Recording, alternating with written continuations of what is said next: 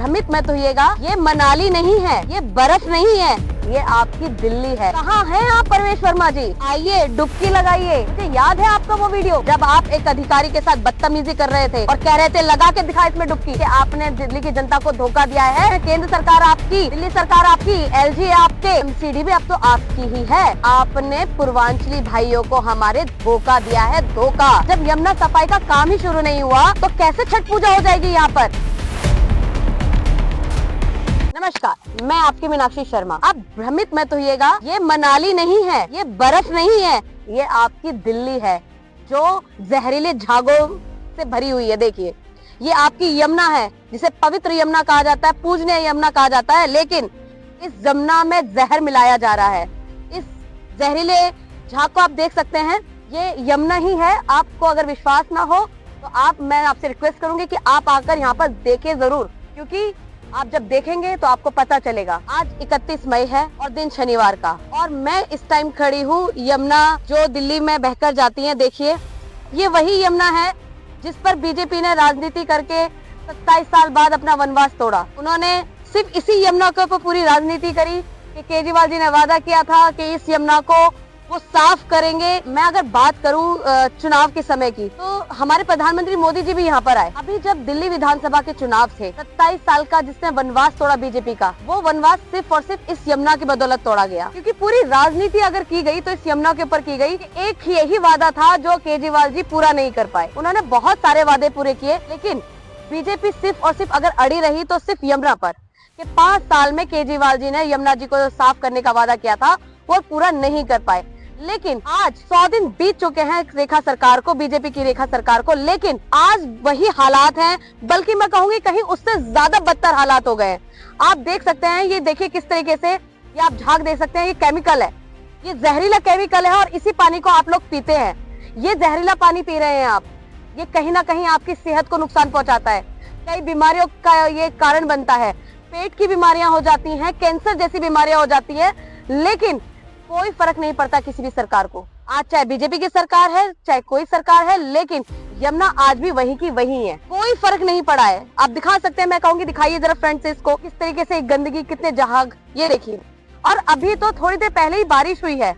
अगर आप बारिश से मैं पहले यहाँ पर जब आई थी, मैं वीडियो नहीं बना सकी, लेकिन यही अगर आप झाग देखते तो आपको नदी ही नहीं दिखती यहाँ पर। ये पूरा ऐसे लगा था जैसे बर्फ से कोई ढका हुआ मंजर हो। लेकिन अभी फिर भी, क्योंकि इतनी बारिश होने के बावजूद यहाँ पर अगर आप देख सकते हैं कि कितने झाग हैं, तो सोचिए ये पहले कितने थे। ये बहुत सारे झाग थे। और आप समझिए कि हमारे प्रधानमंत्री मोदी जी ने कहा था अपने चुनावी भाषण में, ये साबरमती रिवर फ्रंट के यहाँ पर यमुना रिवर फ्रंट बनाएंगे।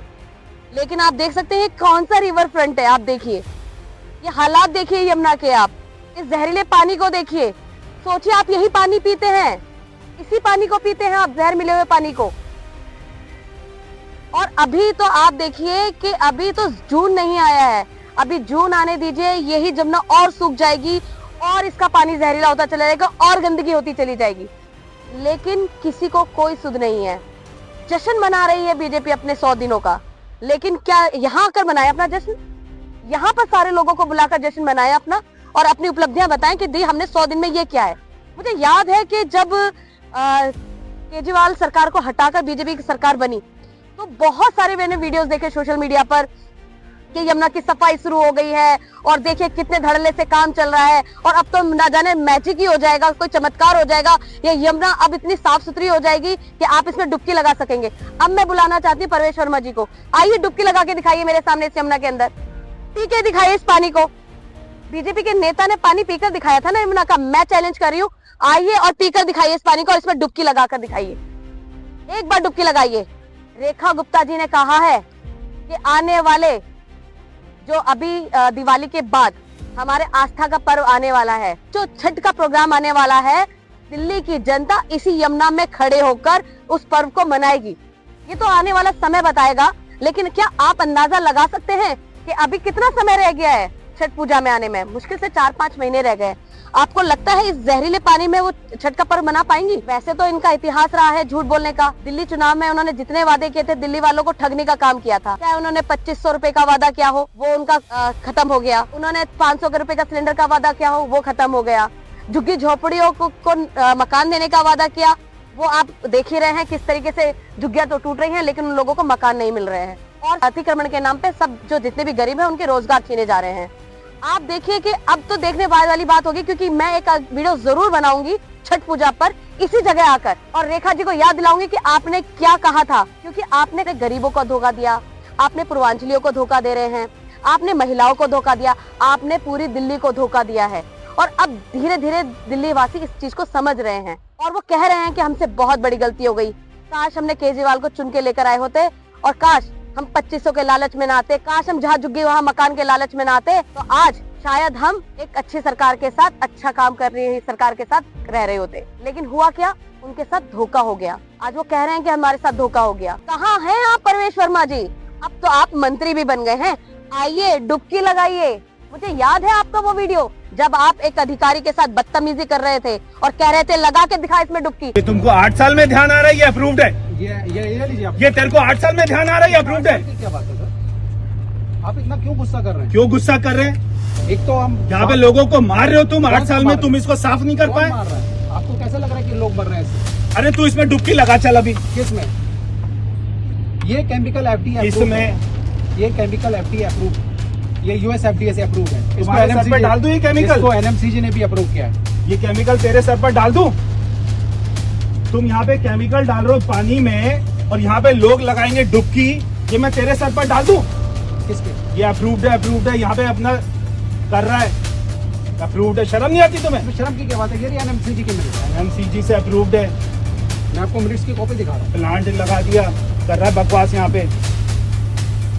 आपको अगर ऐसा कुछ लगता है तो आप कंप्लेंट करिए। तू यहाँ पे डुबकी लगा चल, यहाँ पे लोग आएंगे डुबकी लगाने, तू लगा के दिखा पहले। आज मैं आपसे कह रही हूँ कि आइए, अब तो आप मंत्री बन गए हैं, दिल्ली की सत्ता में बैठ गए हैं, पूरी तरीके से आप दिल्ली की सत्ता में बैठे हैं। केंद्र सरकार आपकी, दिल्ली सरकार आपकी, एलजी आपके, और तो और एमसीडी भी अब तो आपकी ही है।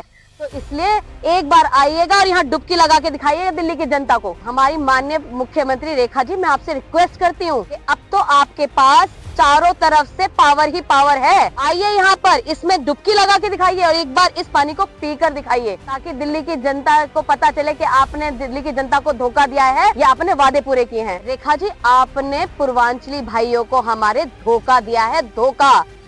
आपने हमारे पूर्वांचली भाइयों से वादा किया था कि आप छठ पर यहाँ पर उनका पर्व मनाएंगी, लेकिन मुझे कहीं पर भी नजर नहीं आ रहा कि इस बार छठ का आप प्रोग्राम यहाँ पर करवा पाएंगी, क्योंकि अगर आपकी मंशा होती तो आपकी इसकी सफाई शुरू हो चुकी होती। कहीं ना कहीं हमें नजर आ रहा होता।